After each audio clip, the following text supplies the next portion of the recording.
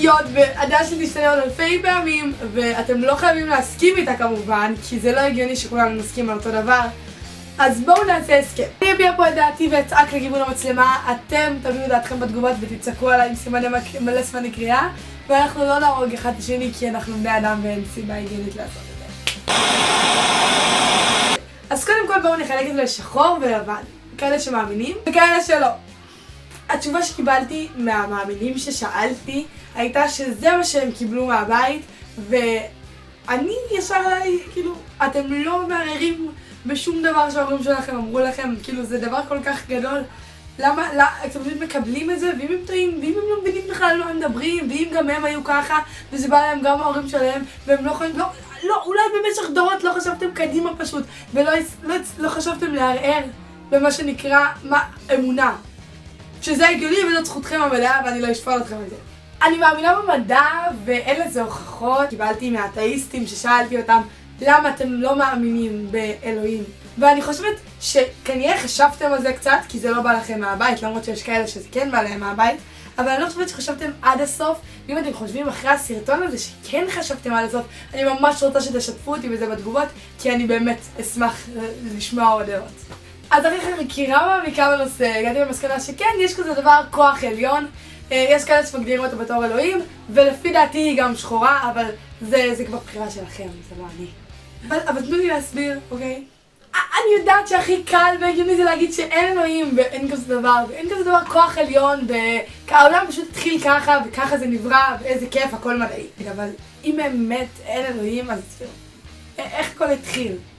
בתיאוריה של רוב האתאיסטים, אני אומרת רוב, אני לא אומרת כולם, היה ריק ואז נברא העולם. אבל אם אז נברא העולם, אז מה התחיל? מה הביא את החלקיק הקטן, את האטום הנחמד שהתחיל את כל היקום הנפלא שאנחנו חיים בו?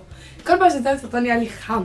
בדיוק! אין לכם תשובה למה שהתחיל את הריק ליקום, בדיוק! קוראים לזה כוח עליון!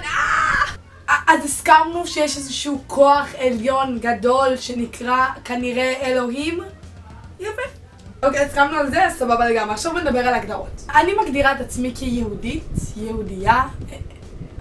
רגע, שנייה. ובכל זאת, למרות שאני מגדירה את עצמי כיהודייה, אני לא חושבת שכל מה שהרבנים אומרים זה לאו דווקא נכון. וסך הכל אני פשוט מעדיפה לפרש את מה שאלוהים כתב בדרך שלי. בואו נתחיל מזה שזה נראה לי הזוי לגמרי שאלוהים חשב על משכב זכר ובשר וחלב כשיש לו טריליון ואחד דברים לחשוב עליהם כי הוא ברא הרגע את העולם.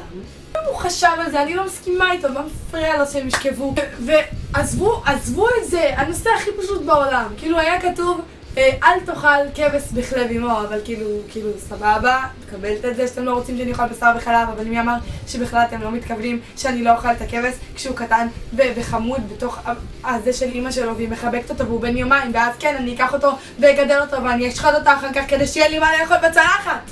זה כזה מעצבן שמבחינת הילדות אני יכולה לקחת ילד מאמא תינוק, זה לא תינוק מאמא שלו, אבל אני לא יכולה לאכול צ'יזבורגר כי זה חלב ובשר, זה כזה אידיוטי. אני בעיקר מגדירה את עצמי יהודיה כי אני אוהבת את המסורת. ואחר מזה, אבל כן. אני אוהבת חגים ואת מה שעושים בהם, ואני בעיקר אוהבת את זה שאני נחשבת ממשהו יותר גדול. צופים. אכפת לי מי שאתה ולא מאיפה נולדת או מה העדה שלך ומה אתה מאמין, אם זה בזה או בשם או בפה. כאילו, זה נראה לי פשוט טיפשי להתעסק בזה. פשוט נראה לי טיפשי להתעסק בעניין הזה של מה הבן אדם מאמין בו, כי הוא עומד מולך והוא מדבר איתך, אז באמת משנה אם הוא מאמין באלוהים שלך או שלא. אני פשוט מנסה להסביר לכם שלא אכפת לי מה האמונה שלך או שלך כל עוד אתם סבבה לגמרי ואתם נחמדים. ובעצם מה שהצגתי פה בסופו של דבר זה אמונה ועד כמה היא מסובכת ומגניב להתעסק בה כנראה, אותי זה מגניב, כל פעם אני מגלה דברים חדשים, זה נראה לי ממש נחמד. זה היה הכל היום, אני ממש מקווה שנהנתם. אם נהנתם אתם מוזמנים לעשות לייק לסרטון, להשאיר תגובה למטה וכמובן לשתף. אני הייתי אתם הייתם אתם ויאללה ביי.